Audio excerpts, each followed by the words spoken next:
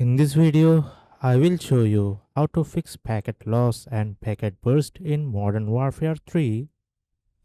A stable internet connection is key for Modern Warfare 3. Here's what to do. Run a speed test to check your download speed, upload speed and ping.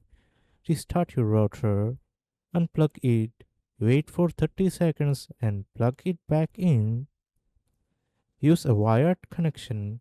Ethernet is more stable than Wi-Fi, so connect directly to your router if possible. The next step is to optimize your network settings. Your router settings can improve gaming performance. Enable QoS in your router settings to prioritize gaming traffic.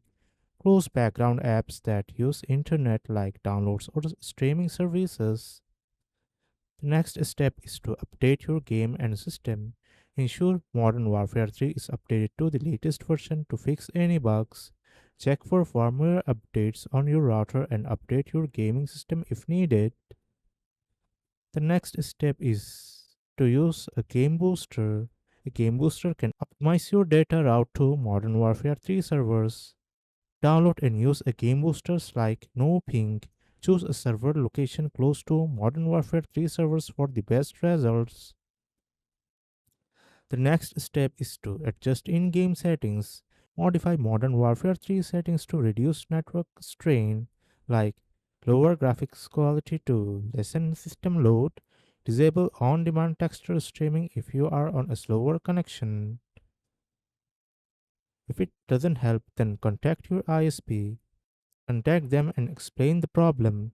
Ask if they throttle bandwidth or there is high latency in your area. If it also doesn't help, Modern Warfare 3 servers might be having issues. To check, visit official Modern Warfare 3 website or social media pages for updates. That's it. Follow these steps to fix packet loss and packet burst in Modern Warfare 3.